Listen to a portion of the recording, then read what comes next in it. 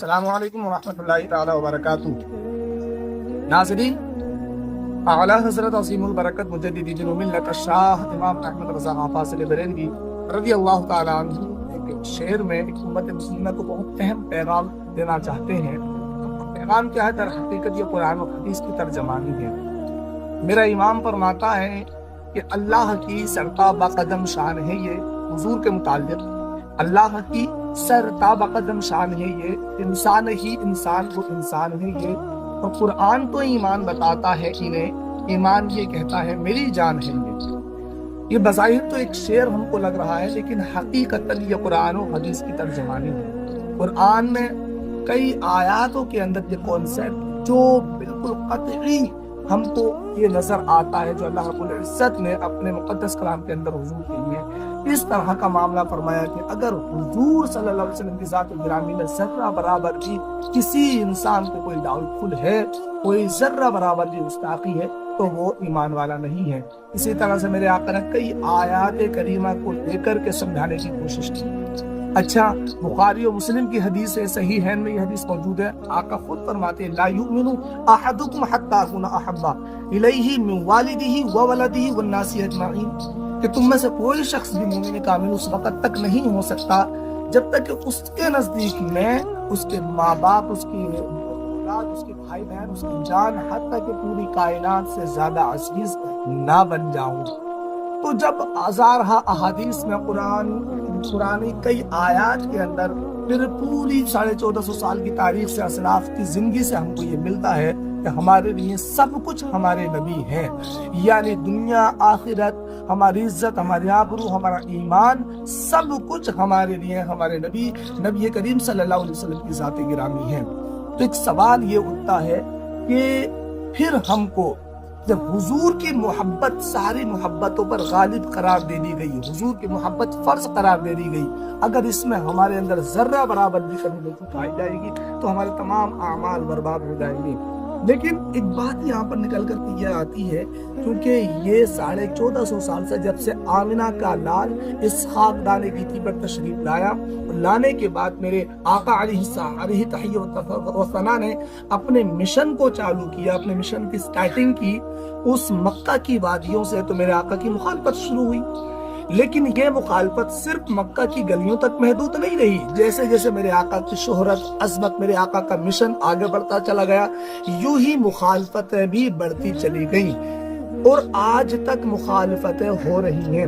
اچھا، اس وقت یہ مخالفتیں کھلم کھلا ہوتی تھی، سامنے دشمن علی اعلان آتا تھا، لیکن آج کے وقت میں یہ مخالفت منافقانہ انداز میں ہو رہی ہے، یعنی انسان اپنے آپ کو مسلمان بھی کہہ رہا ہے، اپنے آپ کو حاجی، مولوی سب کچھ کہلانے کے باوجود، اسلامک لبادہ اوڑھنے کے باوجود پھر بھی وہ شان رسالت میں تنقیص کرتا ہوا نظر آتا ہے۔ اور اس وقت اگر کوئی شخص، اگر کوئی علماء، کوئی مولوی، کوئی امام، کوئی مدرس اس بات کو بولتا ہے کہ جس نے نبی کی شان میں گستاخی کی، یا جو گستاخی کرنے والا ہے کوئی اس کے پکش میں یا اس کی ہمدردی میں آئے، تو اس سے ہمارا کوئی لینا دینا نہیں، ایمان و اسلام کا کوئی لینا دینا نہیں، اس سے وہ خود بھی دور ہوتا ہے اور اپنے معاملات، اپنے قربت والوں کو بھی دور کرنے کی اگر وہ کوشش کرتا ہے تو فوراً حکم یہ لگتا ہے یہ مولوی جھگڑیلو ہے، یہ مولوی انتشار کرنے والا، فتنہ پھیلانے والا، اختلاف برپا کرنے والا۔ اور وہاں پر کچھ لبرل قسم کے لوگ آتے ہیں جو اپنے آپ کو بہت ایجوکیٹڈ کہتے ہیں، وہ کالجوں کے اندر جا چکے ہوتے ہیں، کوئی الگ فیلڈ میں پہنچ چکے ہوتے ہیں، تو وہ کہتے ہیں کیونکہ ان کو سمجھ نہیں آتا کہ شریعت کیا ہے، دین کیا ہے، تو وہ آ کر کے اس طرح کے حکم لگاتے ہیں کہ یہ دیکھیے مولوی اختلاف کی بات کرتے ہیں، امت کو جوڑنے کی بات نہیں، امت کو توڑنے کی بات کرتے ہیں۔ تو خدا را یہ بات سمجھ لیجئے، امت جڑے گی بھی صرف ایک ہی ذات کی بنیاد پر، وہ ذات مصطفیٰ صلی اللہ علیہ وسلم کی ہے۔ اگر جو کہ حضور صلی اللہ علیہ وسلم کا کوئی جو ہے رفیق ہے اور کوئی جو حضور کا وفادار ہے تو وہ ہمارے سر کا تاج ہے، اور اگر وہ اپنے آپ پہ کتنا بھی بڑا محدث، مولوی یا کوئی کسی بڑے گھرانے کا آدمی کیوں نہ ہو، لیکن میرے آقا کا ادب اس کے اندر نہیں ہے تو عزت خدا کی قسم وہ ہماری جوتوں کی نوک پر ہے۔ اس کے بعد اگر ریئیکشن میں لوگ ہمارے اوپر یہ الزام، یہ تانا کشی کریں کہ نہیں یہ تو اختلافی مولوی ہے، تو ہمیں یہ قبول ہے اور ہمیں یہ برداشت ہے، لیکن ایک بات ہمیں جو ہمارے امام نے سمجھائی ہے وہ یہی ہے کہ انہیں جانا انہیں مانا نہ رکھا غیر سے کام،